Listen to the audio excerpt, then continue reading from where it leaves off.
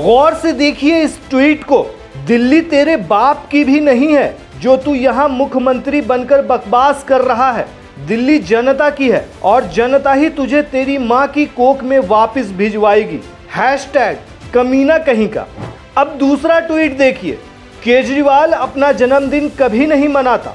उन्होंने अपनी मां से एक घटना का वीडियो मांगा था जिसे वो नहीं दे सकी थी। अब तीसरा ट्वीट देखिए। After coming back media asked Kejriwal, तुम्हें कैसे पता कि मोदी तुमको मारना चाहते हैं?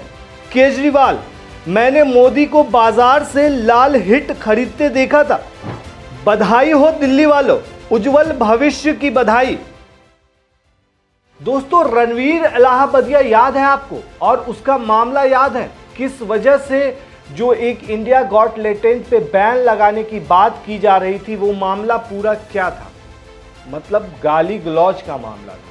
अभी जो ये ट्वीट काफी ज्यादा वायरल हो रहे हैं, ये ट्वीट हैं अभी नई नवेली जो सीएम बनी है दिल्ली की, रेखा गुप्ता, उनका ट्वीट है। हालांकि कहा जा रहा है कि अब ये सारे ट्वीट डिलीट किए जा रहे हैं, लेकिन कुछ ट्वीट हैं जो काफी ज्यादा वायरल हो रहे हैं दोस्तों। तो आखिरकार दिल्ली के सीएम के तौर पे रेखा गुप्ता को क्यों चुना गया? और सबसे बड़ी बात, जो इस रेस में सबसे आगे थे, यानी कि प्रवेश वर्मा, जिन्होंने केजरीवाल तक को हराया, केजरीवाल तक को पटकनी दी, वो भी नई दिल्ली सीट से। कोई सोच भी नहीं सकता था कि केजरीवाल प्रवेश वर्मा से हार जाएंगे। आप कितने भी एग्जिट पोल देख लें या सर्वे देख लें, सब जगह ये माना जा रहा था कि भले आम आदमी पार्टी दिल्ली का चुनाव हार जाए, लेकिन अरविंद केजरीवाल अपनी सीट बचा लेंगे। लेकिन उनको पटकने वाले प्रवेश वर्मा को एक तरह से बीजेपी ने पटक दिया है।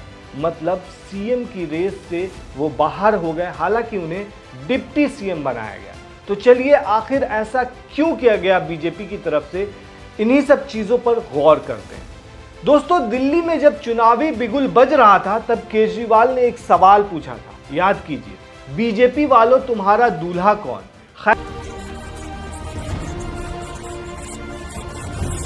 खैर, बीजेपी ने बगैर दूल्हे के चुनाव लड़ा और जीत भी गई।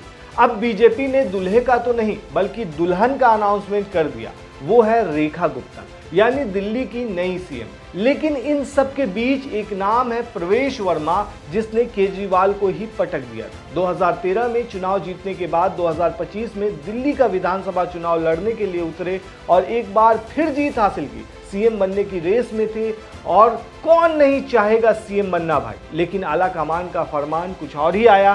खैर, प्रवेश वर्मा डिप्टी सीएम बन गए हैं। दोस्तों, राजनीति की यही खास बात है कि इसमें कुछ भी अस्थायी नहीं होता और शिकार करने वाले अक्सर शिकार बन जाया करते हैं। जितनी मेहनत प्रवेश वर्मा ने ग्राउंड पर की थी, शायद बीजेपी में किसी और ने नहीं की थी, लेकिन उनकी मेहनत का फल किसी और को मिल गया, शायद ये बात कही जा रही है। दरअसल प्रवेश वर्मा के पिता साहिब सिंह वर्मा 26 फरवरी 1996 से 12 अक्टूबर 1998 तक दिल्ली के सीएम रहे। अब सवाल यह है दोस्तों, आखिर प्रवेश वर्मा पर रेखा गुप्ता को बीजेपी ने तरजीह क्यों दी? दोस्तों, इसको गौर से समझिए। दरअसल बीजेपी दिल्ली के अंदर सिर्फ 5 साल हुकूमत नहीं चाहती है। उसे पता है 2030 के चुनाव में केजरीवाल कितना बड़ा चैलेंज पेश कर सकते हैं, इसलिए उनके टक्कर का नेता चाहिए बीजेपी को। रेखा गुप्ता और केजरीवाल में दो समानताएं हैं दोस्तों। केजरीवाल की तरह रेखा गुप्ता भी हरियाणा की हैं और बनिया जाति से ताल्लुक रखती हैं। केजरीवाल सुषमा स्वराज के बाद रेखा गुप्ता दिल्ली की तीसरी मुख्यमंत्री हैं जो हरियाणा से हैं। गौर से समझिए, हरियाणा चुनाव ठीक दिल्ली चुनाव से पहले आएगा। अब दूसरा पॉइंट समझिए दोस्तों, दिल्ली से पहले बीजेपी की 13 राज्यों और एक केंद्र शासित प्रदेश में सरकार थी, लेकिन कोई भी महिला सीएम नहीं थी। राजस्थान में वसुंधरा राजे सिंधिया के बाद बीजेपी का ये बॉक्स खाली था, जिसे अब रेखा गुप्ता ने भर दिया है। हालांकि रेखा गुप्ता को लेकर विवाद भी शुरू हो चुका है। आपने देखा ही होगा या देख चुके होंगे उनके पुराने ट्वीट जो सोशल मीडिया पर वायरल हो रहे हैं। वहीं रेखा गुप्ता का एक वीडियो भी दोस्तों वायरल हो रहा है, जिसमें वो छात्रों को खुलेआम गाली देती हुई नजर आ रही हैं और देशद्रोही भी कह रही हैं। यहाँ तक कि जो ट्वीट में वायरल हो रहा है कि साले फ्री का खाते हैं, जेएनयू को बंद कर देना चाहिए। शिक्षा और छात्रों के प्रति उनकी ये मानसिकता है, ऐसा कहा जा रहा है। उनका एक और वीडियो वायरल है, वो भी देखिए आप, तोड़ फोड़ का वीडियो है। आपको बता दें दोस्तों, रेखा गुप्ता ने दिल्ली विधानसभा चुनाव में शालीमार बाग सीट से आम आदमी पार्टी की वंदना कुमारी को करीब 30,000 वोट से हराया है। वो इसी सीट पर 2020 के चुनाव में मामूली अंतर से हार गई थी। रेखा गुप्ता दिल्ली नगर निगम की पार्षद और दिल्ली विश्वविद्यालय छात्र संघ की अध्यक्ष भी रह चुकी हैं। वहीं दोस्तों, इस मामले को लेकर के बहुत ज़्यादा उठाया जा रहा है, एक तरह से जो सवाल उठ रहे हैं खासकर सोशल मीडिया पर रेखा गुप्ता को लेकर के, और कहा जा रहा है कि उनकी जो मानसिकता है वो काफ़ी अलग है। और प्रवेश वर्मा के बारे में जहां तक माना जा रहा था कि सीएम की रेस में वो सबसे आगे थे, लेकिन उन्हें डिप्टी सीएम बना दिया गया।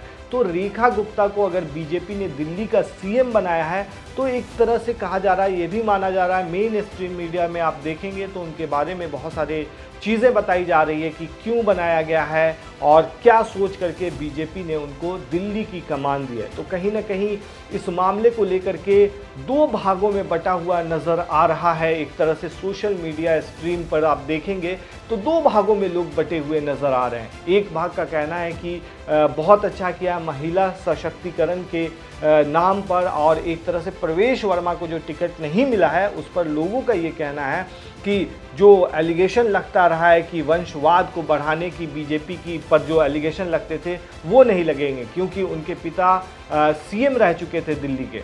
तो वहीं अब इस मामले को आप कैसे देखते हैं दोस्तों, जिस तरीके से उनका ट्वीट वायरल हो रहा है और प्रवेश वर्मा को नहीं बनाया गया सीएम, इस पर आप क्या कहते हैं हमें कमेंट में ज़रूर बताएं। शुक्रिया।